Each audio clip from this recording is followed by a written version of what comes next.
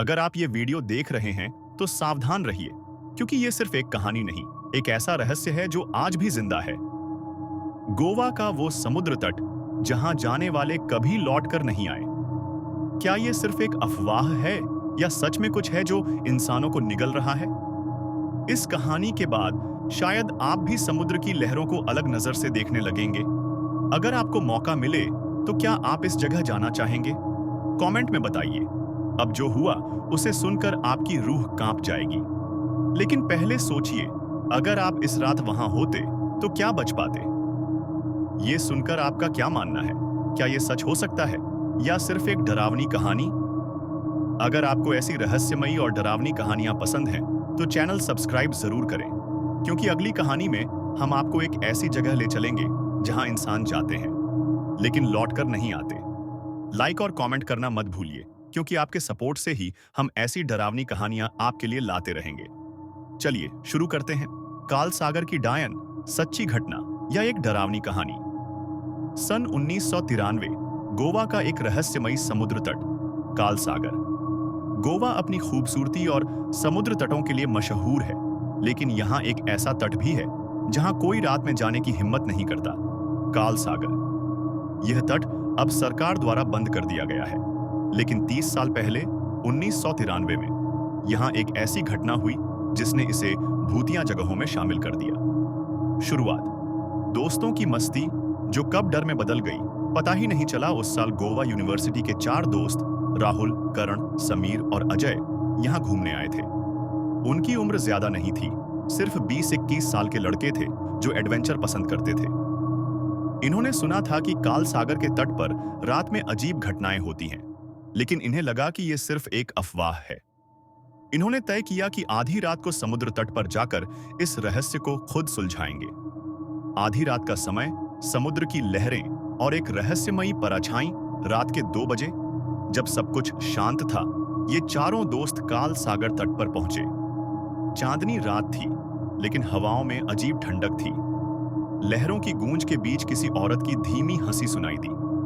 कोई मजाक कर रहा है, करण ने हंसते हुए कहा। लेकिन अगले ही पल समुद्र की लहरों के बीच एक परछाई दिखाई दी। एक लंबी औरत जिसके गीले बाल पानी में तैर रहे थे और उसकी आंखें सफेद थीं। डर की शुरुआत, भयानक चीख और लहरों में छिपी मौत। राहुल ने टॉर्च जलाकर उस पर रोशनी डाली, लेकिन जैसे ही रोशनी उस पर पड़ी, उसका चेहरा बदलने लगा। पहले सुंदर, फिर सड़ा गला और फिर पूरी तरह डरावना। तुम लोगों को यहां नहीं आना चाहिए था, एक धीमी लेकिन गूंजती हुई आवाज आई। अजय ने डर के मारे भागने की कोशिश की, लेकिन तभी समुद्र की लहरों से काले हड्डियों जैसे हाथ निकले और उसे खींच लिया। उसकी चीखों के बीच सबने देखा, डायन की मुस्कान चौड़ी हो गई थी। समीर ने करण का हाथ पकड़कर भागने की कोशिश की, लेकिन करण का शरीर अचानक हवा में उठा और उल्टा घूमने लगा, जैसे किसी अदृश्य शक्ति ने उसे पकड़ लिया हो। उसकी हड्डियों के छटकने की आवाज आई और अगले ही पल वह समुद्र में गिर गया।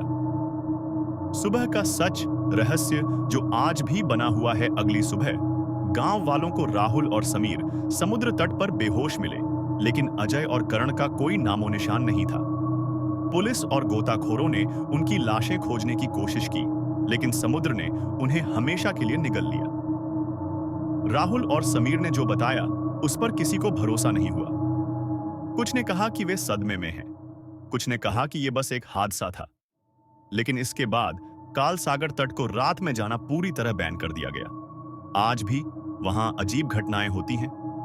गांव के लोग कहते हैं कि अगर रात के समय कोई उस तट पर जाता है तो उसे एक औरत की परछाई लहरों में दिखती है। कुछ का कहना है कि वे उस डायन की हंसी सुन सकते हैं, और कुछ का कहना है कि कभी-कभी समुद्र खुद किसी को बुलाने लगता है। तो क्या यह सिर्फ एक अफवाह है, या फिर काल सागर की डायन सच में अपने अगले शिकार की तलाश में है? 1993 की घटना के बाद, काल सागर की घटना के बाद, गोवा प्रशासन ने इस समुद्र तट को रात में बंद करने का आदेश दिया। मगर भूतिया कहानियां सिर्फ नियमों से नहीं रुकती। सालों बाद भी कुछ जिज्ञासु लोग, पर्यटक या एडवेंचर के शौकीन रात के समय वहां जाने की गलती कर बैठते हैं, और फिर कुछ वापस आते हैं तो कुछ नहीं। 2024 सच की खोज में एक नई टीम गोवा यूनिवर्सिटी के छात्र अंकित, निखिल, प्रेरणा और साक्षी ने जब काल सागर की कहानी सुनी तो उन्हें यह एक पुरानी अफवाह लगी। 1993 की घटना के 3 दशक बाद भी लोग इस डर को जिंदा रखे हुए थे। कौन सी डायन समुद्र में रहती है, और अगर रहती भी है तो उसे अब तक किसी ने क्यों नहीं देखा? अंकित ने कहा। हो सकता है यह बस एक हादसा हो, साक्षी ने तर्क दिया। तो क्यों ना खुद जाकर पता करें? निखिल ने चुनौती दी। सभी ने मिलकर तय किया कि वे रात के 2 बजे काल सागर तट पर जाकर अपनी आंखों से सच्चाई देखेंगे। आधी रात वो परछाई फिर दिखी। रात के ठीक 2 बजे चारों दोस्त काल सागर तट पर पहुंचे। चारों तरफ सन्नाटा था। हवाएं भी शांत थीं, जैसे समंदर खुद किसी तूफान से पहले की शांति में था। देखो, कुछ नहीं है, प्रेरणा ने हंसते हुए कहा। लेकिन तभी समुद्र से आती ठंडी हवा में एक अजीब सी गंध भर गई, जैसे किसी पुराने सड़े हुए पानी की।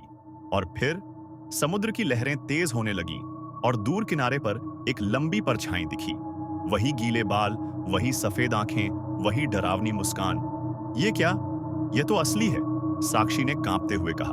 डायन धीरे धीरे उनकी ओर बढ़ने लगी, लेकिन इस बार उसने बस डराने के लिए नहीं, बल्कि ले जाने के लिए कदम बढ़ाए थे। समुद्र का बदला, नए शिकार। अंकित ने तुरंत मोबाइल से वीडियो बनाना शुरू किया, लेकिन जैसे ही कैमरा डायन पर पड़ा, उसकी स्क्रीन काले रंग की हो गई। भागो! निखिल चिल्लाया। चारों ने दौड़ने की कोशिश की, लेकिन तभी समुद्र की लहरों से वही काले, हड्डियों जैसे हाथ निकले।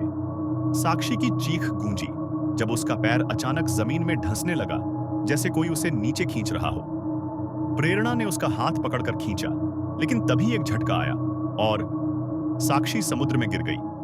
अंकित और निखिल को ऐसा लगा जैसे उनके कानों में कोई फुसफुसा रहा हो। 30 साल, तुम लोग वापस आ गए। और अगले ही पल लहरें तेज हो गई। सुबह का सच, फिर वही कहानी। अगली सुबह गांव वालों को अंकित और प्रेरणा बेहोश समुद्र तट पर मिले। निखिल और साक्षी का कोई निशान नहीं था। पुलिस ने खोजबीन की, लेकिन दोनों की लाशें कभी नहीं मिली। ठीक वैसे ही जैसे 1993 में करण और अजय के साथ हुआ था। गांव के बुजुर्गों ने बस एक ही बात कही, समुद्र अपने शिकार कभी नहीं लौट आता। अब क्या होगा? क्या कोई और इस रहस्य को सुलझाने की कोशिश करेगा, या काल सागर की डायन हमेशा अपने अगले शिकार का इंतजार करती रहेगी? 20 की घटनाओं के बाद भी काल सागर का रहस्य बना हुआ था। कुछ लोग इसे सिर्फ एक डरावनी कहानी मानते थे, लेकिन जो वहां गए उन्होंने कभी वापसी की नहीं, या फिर वापस आकर कुछ ऐसा बताया जिस पर यकीन करना मुश्किल था। अब 2025 में एक नई टीम इस भयानक रहस्य की गहराई में जाने वाली थी। ज्योति, विक्रम और प्रोफेसर अय्यर। सच की खोज, गोवा यूनिवर्सिटी के प्रोफेसर डॉ अय्यर पैरानॉर्मल रिसर्चर थे। उन्होंने कई भूतिया जगहों का अध्ययन किया था, लेकिन काल सागर का रहस्य उन्हें सबसे ज्यादा आकर्षित कर रहा था। उनके साथ 2 रिसर्च असिस्टेंट ज्योति और विक्रम भी इस मिशन का हिस्सा बने। यह कोई साधारण कहानी नहीं है, हमें वहां जाकर सबूत जुटाने होंगे, प्रोफेसर अय्यर ने कहा। लेकिन सर, वहां जाने वाले कभी लौटते नहीं, या लौटकर जो बताते हैं वह बहुत डरावना होता है, ज्योति ने डरते हुए कहा। यही तो हमें जानना है, आखिर यह सच में कोई आत्मा है या फिर कुछ और? रात 2 बजे, समुद्र की गहराइयों का राज। रात के समय तीनों लोग अपने उपकरणों के साथ काल सागर तट पर पहुंचे। समुद्र शांत था। हवा में वही जानी पहचानी सड़ांध थी जो हर बार इस जगह के आसपास महसूस की जाती थी। ईएमएफ मीटर कुछ अजीब रीडिंग दिखा रहा है, विक्रम ने कहा। जैसे ही प्रोफेसर अय्यर ने कैमरा ऑन किया, अचानक उनकी स्क्रीन झिलमिलाने लगी। समुद्र की लहरों में हलचल हुई और वही लंबी परछाई धीरे धीरे पानी से बाहर आने लगी। वही गीले बाल, वही सफेद आंखें। ये डायन नहीं, कुछ और है, प्रोफेसर ने फुसफुसाते हुए कहा। सर, हमें यहां से निकलना चाहिए, ज्योति चिल्लाई, लेकिन देर हो चुकी थी। डायन का असली रूप, समुद्र का श्राप, डायन की परछाई और स्पष्ट हो गई, लेकिन इस बार उसकी आंखों में एक अलग ही भाव था, गुस्सा, दर्द और प्रतिशोध। विक्रम ने कांपते हुए पूछा, तुम कौन हो? डायन की आवाज गूंजी। 30 साल समुद्र के अंदर सड़ती रही, अब कोई नहीं बचेगा। ज्योति की आंखें हैरानी से फैल गईं। सर, ये कोई आत्मा नहीं, ये किसी का श्राप है। 30 साल पुराना सच, काल सागर की रहस्यमयी स्त्री। प्रोफेसर अय्यर ने उस समय की खोजबीन की जब 1993 की पहली घटना हुई थी, और उन्होंने जो पता लगाया वह किसी को भी हिला सकता था। 30 साल पहले 1993 गोवा के एक छोटे गांव की एक औरत मंजुला को जिंदा समुद्र में डुबो दिया गया था। गांव वालों ने उस पर काला जादू करने का झूठा आरोप लगाया था। मौत के समय उसने आखिरी शब्द कहे थे, जिसने भी इस समुद्र को पाप से भरा है वो एक एक कर निगले जाएंगे। अब क्या होगा? डायन मंजुला की आत्मा अभी भी समुद्र में कैद थी, और जो भी वहां आता था उसे वह अपने साथ खींच ले जाती थी। लेकिन क्या प्रोफेसर अय्यर और उनकी टीम इस श्राप को खत्म कर पाएगी? क्या यह रहस्य सुलझ पाएगा, या फिर काल सागर की डायन हमेशा के लिए अपने शिकार लेती रहेगी? 1993 की घटना, फिर 2000 में दोबारा हुई रहस्यमयी मौतें, और अब 2005 में प्रोफेसर अय्यर, ज्योति और विक्रम इस रहस्य को सुलझाने के लिए खुद काल सागर तट पर थे। लेकिन अब वे मौत के बहुत करीब थे। डायन का असली गुस्सा, मौत का खेल शुरू। समुद्र में हलचल बढ़ने लगी, लहरें उफनने लगी, जैसे कोई शक्ति उन्हें अपने नियंत्रण में ले रही हो। डायन मंजुला अब पूरी तरह प्रकट हो चुकी थी। उसकी सफेद आंखें, लंबे बाल और हवा में तैरता शरीर किसी भी आम इंसान के रोंगटे खड़े कर सकता था। तुम्हें यहां नहीं आना चाहिए था। विक्रम डर के मारे पीछे हट गया, लेकिन तभी समुद्र की लहरों से वही काले हड्डियों जैसे हाथ निकले और उसकी टांगें पकड़ ली। सर, बचाइए, विक्रम ने चीखते हुए कहा, लेकिन अगले ही पल एक जबरदस्त झटका आया और विक्रम को पानी के अंदर खींच लिया गया। रहस्य का हल, डायन से बातचीत। ज्योति कांपते हुए बोली, सर, हमें यहां से भागना चाहिए। लेकिन प्रोफेसर अय्यर ने कुछ और ही सोचा था। नहीं, हमें इसे समझना होगा। यह सिर्फ एक भूत नहीं, बल्कि एक श्रापित आत्मा है। उन्होंने हिम्मत जुटाकर मंजुला की ओर देखा और जोर से बोले, हमें बताओ, तुम्हारे साथ क्या हुआ था? डायन मंजुला की आंखों में अचानक गुस्सा कम हुआ। उसकी पूरी शक्ल अब बदलने लगी। अब वह पहले जैसी डरावनी नहीं लग रही थी, बल्कि एक दुखी और पीड़ित आत्मा की तरह थी। और फिर समुद्र की लहरों के साथ अतीत की सच्चाई सामने आई। 30 साल पुराना पाप। मंजुला की कहानी 1993 में मंजुला गांव की एक आम औरत थी, लेकिन कुछ लालची गांव वालों ने उस पर झूठा आरोप लगाया कि वह डायन है और अपने जादू से गांव वालों को मार रही है। लेकिन सच यह था कि मंजुला के पास एक अनमोल समुद्री मोती था, जिसे पाने के लिए गांव के कुछ ताकतवर लोग उसे मारना चाहते थे। और फिर एक रात कुछ लोगों ने उसे पकड़कर जिंदा समुद्र में फेंक दिया।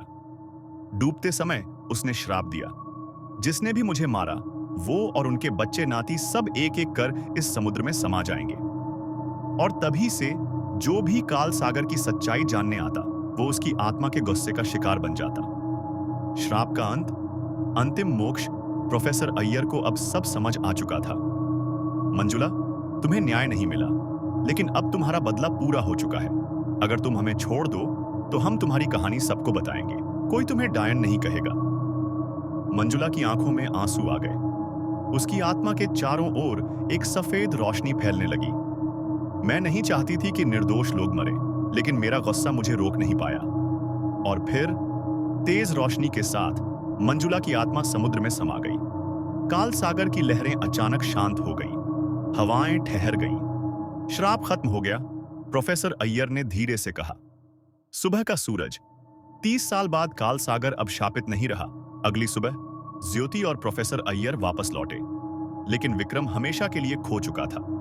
उन्होंने मीडिया और गांव वालों को मंजुला की असली कहानी बताई। अब कोई उसे डायन नहीं कहता था, बल्कि एक निर्दोष औरत जो अन्याय का शिकार हुई। काल सागर को अब शापित नहीं माना जाता, लेकिन फिर भी वहां जाने की हिम्मत आज भी कोई नहीं करता, क्योंकि कहते हैं कुछ रहस्य हमेशा रहस्य ही रहने चाहिए। अगर यह कहानी ने आपको रोमांचित किया तो चैनल को सब्सक्राइब करें, लाइक करें और अपने दोस्तों के साथ शेयर करें। आपकी हर एक क्लिक हमें और भी रोमांचक कहानियां लाने की प्रेरणा देती है। अगर आप और भी डरावनी कहानियां सुनना चाहते हैं तो चैनल को सब्सक्राइब करें, वीडियो को लाइक करें और अपने दोस्तों के साथ शेयर करें। हमें आपकी प्रतिक्रिया का इंतजार रहेगा। धन्यवाद।